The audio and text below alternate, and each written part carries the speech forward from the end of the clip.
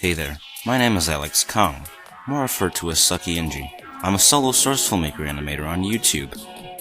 Over the past half-decade since its public beta release, the Source Filmmaker has well prospered into being the go-to animation program for a lot of us gamers alike.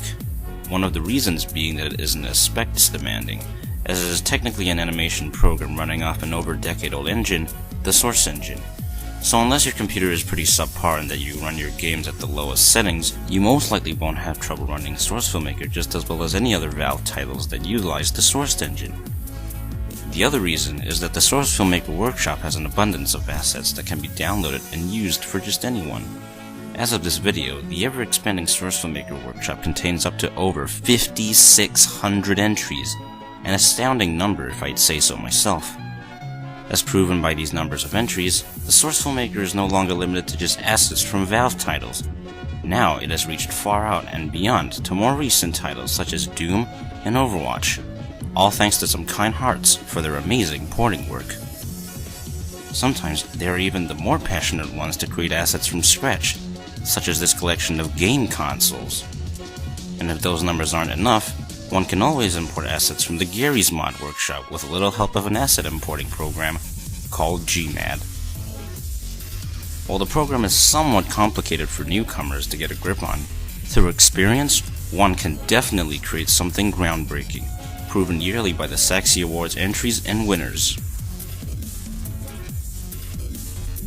as well as some artistic posters showing off the community's creative freedom. Check out this video of mine right here from 2014. Now check out this video from recently in 2017. And even though there can be some toxicity such as the oversaturation of Five Nights at Freddy's assets, which by search terms takes up to over 400 entries, which led to the program receiving backlash for allowing itself to be contaminated like that, as well as being the go-to animation program for, dare I say it? Porn. Porn for said video game characters. Lots of them. Oversaturation of them. They're everywhere. But I mean, I'm personally guilty of this as well, so, no comment. And something else that I have to point out is that Valve's last official update for the Source Filmmaker was on the 13th of January, 2015, which was over 2 years ago now.